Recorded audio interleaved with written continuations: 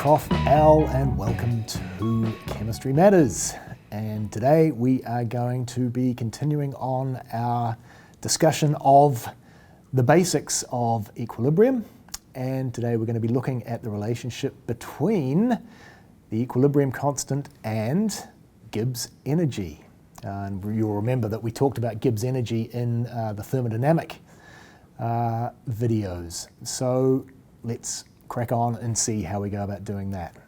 Okay, so we ended the last video by briefly stating that when we're writing an equilibrium constant expression, the only things that go in are gases and species in solution, aqueous species. We don't put in pure liquids and we don't put in pure solids. So let's have a look at a couple of examples of that, okay? So here is an equation, again, that we've seen more than a few times in these videos up till now. So we've got sodium hydrogen carbonate, and that is a solid. Sodium carbonate is a solid. We've got water vapor, and we've got gaseous CO2. Okay. So here we have an equilibrium. We want to write our equilibrium constant expression for this, Kc, equilibrium constant expression. Now you remember that when we're writing an equilibrium constant expression, we always put the products on the top line of the quotient and we put the reactants on the bottom line of the quotient, okay? So products, sodium carbonate, water vapor, and gaseous CO2. Now, you can see straight away we have got a solid here, sodium carbonate. So we know that that's not going to be in our Kc expression because it's a pure solid. They don't feature in these. Now you'll also notice that our reactant is a pure solid as well. So therefore that's not going to appear in the equilibrium constant expression either. So that's going to make life a bit interesting. So how do we write our equilibrium constant expression then? Well, let's write it as a quotient as we would normally do. We're not going to put in sodium carbonate. We are going to put in water because that's a gas. We are going to put in CO2 because that's a gas. There's our top line. What are we going to do with our bottom line? Because our bottom line, we don't really have one, do we? Because the reactant is a solid. So how do we cope with that? Well, we basically just put in a 1, essentially, okay? That's what happens. Okay, so essentially we do that with all pure solids or pure liquids. We just essentially put in a 1 in their place. And so if we're putting a 1 in there, we really don't need a bottom line because we're just dividing by 1, and so therefore the Kc expression in this case simply becomes concentration of H2O, concentration of CO2, bam, done, okay? So it doesn't look like your normal, quote unquote, equilibrium constant expression because it's only got a top line, okay? So this can happen, and then you're probably thinking, well, you know, can the reverse happen? Can you not have a top line? And the answer is yes, of course. You can have a situation, an equilibrium situation, where you're not going to have a top line. An example of that, calcium oxide plus SO2 gas, and that is an equilibrium with calcium sulfite, CaSO3, solid. Okay, so how would we write our equilibrium constant expression for this? We've got Kc here. What do we got? Top line, all of our products are solids, or our product is a solid. So that's not going to appear in the equilibrium constant expression, is it? Well, not strictly, but remember what I said, where we have a pure solid or a pure liquid, we just put a 1 in its place. So our top line in this case is just going to consist of a 1. Okay? The bottom line, well, calcium oxide is a solid, so we would just call that a 1. SO2 is a gas, that's okay. And then we've just got the 1 there. Let's get rid of that because it's just a 1. And you end up then with the Kc expression now being 1 upon the SO2 concentration, like so. Okay? So whenever you see an equilibrium reaction which contains pure solids or pure liquids, be ready to exclude those from your equilibrium constant expression. Okay, so on we go. Now, remember way back when, hopefully you've watched all of the thermodynamic videos before you've got here, and we talked in thermodynamics about this thing G, Gibbs energy. And I said in one of those videos that we would see later on in the equilibrium videos that G and K, the equilibrium constant, are linked. How are they linked? They are linked by this, again, an incredibly important equation. Delta G standard is equal to minus RT natural log of K. Okay, and again, that being important enough to get a red box. Very, very important equation. That's one that you need to commit to memory. Okay, delta G standard, the Gibbs energy change under standard conditions. You're familiar with that. R you won't be familiar with. That's a constant. And that has a value of 8.314 joule per mole per Kelvin, sometimes called the gas constant. Okay, T is your temperature in Kelvin, as always. LNK. LNK, the natural log of K. Okay, so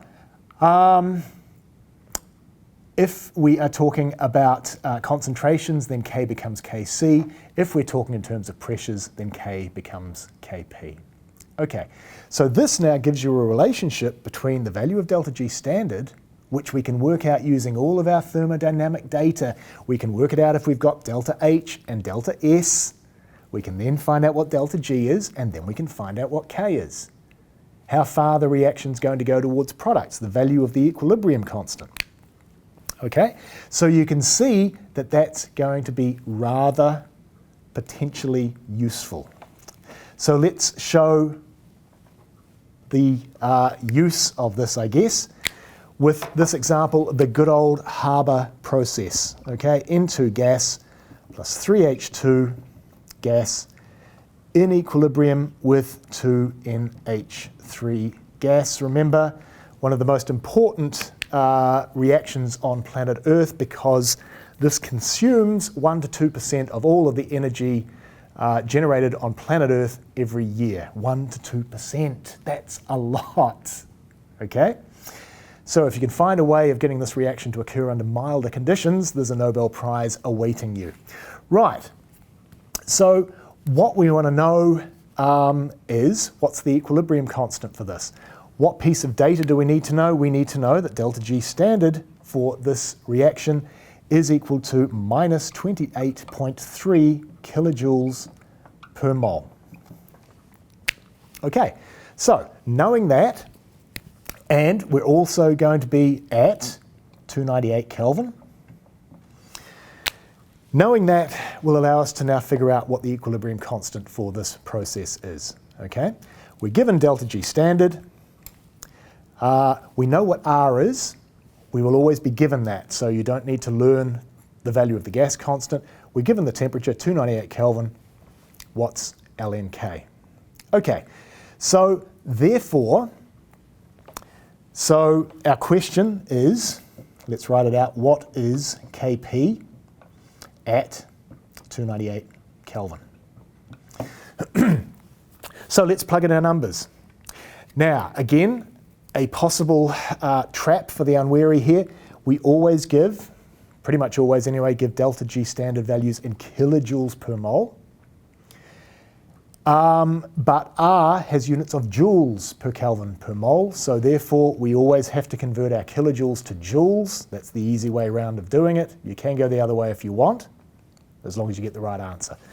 So let's plug in the numbers. So delta G standard minus 28.3 times 10 to the 3 joule per mole is equal to minus 8.314 joule per Kelvin, joule per mole per Kelvin times 298 Kelvin times natural log of K. Okay? So, Then let's do a little rearrangement. So, and this is natural log of Kp because we're going to be talking about pressures of the gas. So therefore, ln Kp is equal to minus 28.3 times 10 to the 3 joule per mole divided by minus 8.314 joule per mole per Kelvin multiplied by 298 Kelvin. Okay, and then you get a value of 11.4 for that. Okay, and again, this is where people have a little bit of a problem because we're getting into logs, in this case, the natural log. So the natural log, ln Kp, is equal to 11.4. So how do we get the value of Kp? If the natural log of Kp is 11.4, then we say that Kp is equal to e to the power of 11.4. Now you need to know how to do this. You need to know this e thing. You need to know where that is on your calculator. You need to know the difference between natural logs and logs. And you need to know how to get rid of a natural log. So to get rid of a natural log, you take e to the power of that thing. You put this into your calculator and you will get an answer of 8.93 times 10 to the power of 4. Okay? And that's a reasonable size. That's quite a bit greater than 1. So what this is therefore telling you is that our equilibrium, N2 plus 3H2 in equilibrium with 2NH3, K for this is quite big. It means that at equilibrium at room temperature, this is going to be favoured. Okay? You're going to have quite a lot of products here and not a lot of reactants. Okay? And you might think, well, that's a good thing because that's going to save energy. Sadly, at room temperature, the reaction is so damn slow that it kind of outweighs this very favourable equilibrium constant. So therefore, what we have to do is to run this reaction at high temperature, which obviously involves the input of lots and lots of energy, and that's why it uses up all of that energy on planet Earth.